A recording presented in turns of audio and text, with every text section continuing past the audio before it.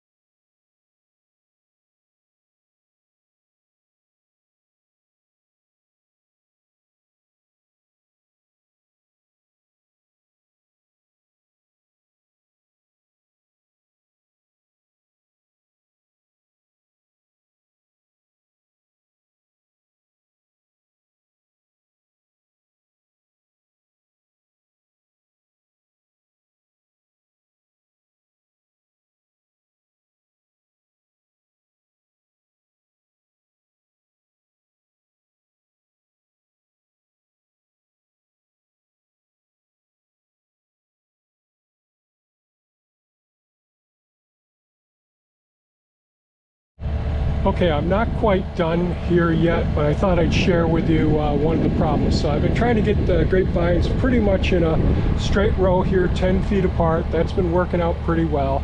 Needs a little adjusting and tweaking here and there. But when I dug this one out, it was close to another grapevine and it ripped off.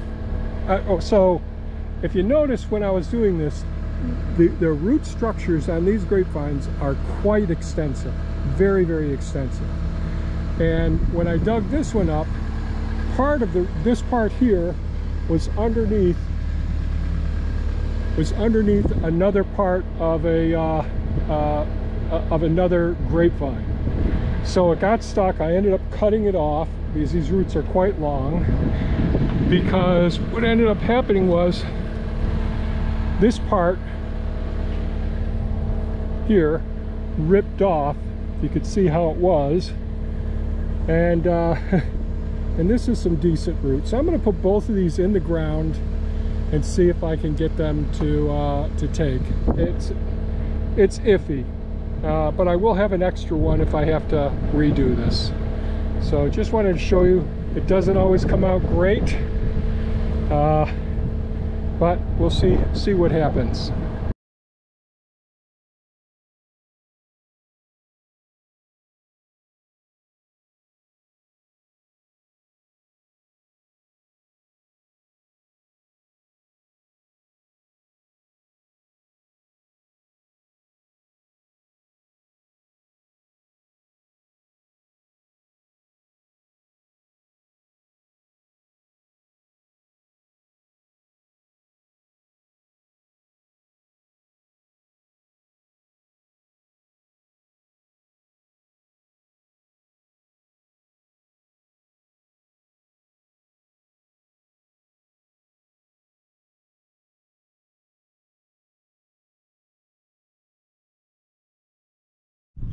Well, the winds have calmed down some, and since the last video I was able to smooth out the ground around here after coming in with Elon, the excavator over there, and digging and transplanting these guys. I haven't done anything over there yet. There's a big mess over there. I still have one grapevine I've got to dig up.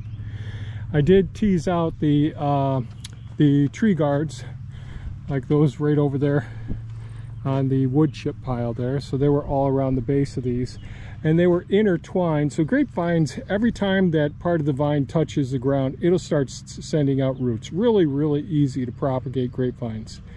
And with the tree guard being down there, and over time the soil building up, some of the roots of the grapevine went out through the holes, the little porous spots on the tree guards, and made it very difficult. And of course all the crabgrass got in there as well, and the mugwort, those things were all in there. So I dug a lot of that out. Then I went and got some of the leaf mold, or the leaf compost from last fall, and put that on top of the weeds and the soil that's right there, and got that started right down the whole length. So the next thing is, since there's weed seeds in the leaf mold compost, we never got it up to a high enough temperature, like 135 degrees Fahrenheit, to kill weed seeds and kill pathogens. But since there weren't any herbicides or any other pathogens in there, we will have some weed seeds that'll shoot up, and the root mass from all of the quackgrass and other weeds that are in that soil that I just buried there will eventually shoot up. So the remedy for that, or at least a combatant for that, is we're going to lay down some cardboard around the base of each one of these for now. I'm not going to do a full mulching like I did over there yet. I'm just going to mulch around each one of the grapevines themselves. So we'll sheet mulch. We'll lay cardboard all the way around the perimeter of it, dump some wood chips on it, spread it out, and that should take care of that. So that's the plan down here for the grapevines. And at a later time, I'll decide how I'm going to support those with posts to support all of the grapevines as well. But that's it so far. Until the next time we speak, here we go. Well, excuse me, it's the end of the day, and There's a serviceberry row here. Here we are with the grapevines. Pretty happy that we're able to get as much done with the grapevines today. More work to be done. We'll have to figure out what we're going to do for support cable down here. I'll probably use pressure treated boards again, and that'll work out. Only get a few years that they'll last around here. But they're all sheet mulch, so this cardboard completely covering the top of the leaf mold or the compost that I put over whatever remnants of quack grass or weeds that were around it, or regular grass that were around it. And then cardboard on top of the leaf mold, and then the wood chips on top of that. I didn't do a solid line going down like I did with the service berries, and the reason is that I'll decide where I'm going to put the supports along in here for supporting them. And again, this is the one where the root mass got ripped right in half. So we got two pieces down in there, the part that's still attached to the main vine and the part that was detached, so they're down in there. The rest of them, I think they'll do okay. It'll take some time. And just got done having dinner, and I'm just going to close up a couple of things out here. I'm going to take Elon and pull out the couple of posts that are still there. There's still a couple of posts over there, and fill in the holes from digging out the grapevines. And I have one small grapevine there that I'm gonna dig out and pot up as well. So that's the plan at this point. And I was able to use Mini-Me with the grapple and pick up a lot more of the prunings and two trees that had come down over there. I saw it up and brought down to the hugelkultur pit. And I'll say a lot of the birds are back. The flycatchers, I see a whole bunch of the flycatchers back. What do I see? Cedar waxwings are here. The bluebirds are here. Scarlet tanager. Gosh, a whole bunch. Baltimore oriole. Mockingbird. Haven't seen the woodcocks down and back, but I haven't been down there that much. I do have to do more work down there on the spillway dam. It's getting too high again. I lowered it about 3 days ago, but the beaver have been going right to town at it and building it right back up, and it's flooding out the roads again. So I'm going to have to do that. Tomorrow, we're not going to be working up here, I don't think, in any of the food forests. It's all-day bookstore stuff tomorrow. I got to go back to it this evening, mornings and evenings, and then some whole days as well. So that's it for today's video. I hope you found it of value. If you have any comments or questions, please leave them below. And by all means, folks, stay safe and take good care of yourselves. Bye-bye now.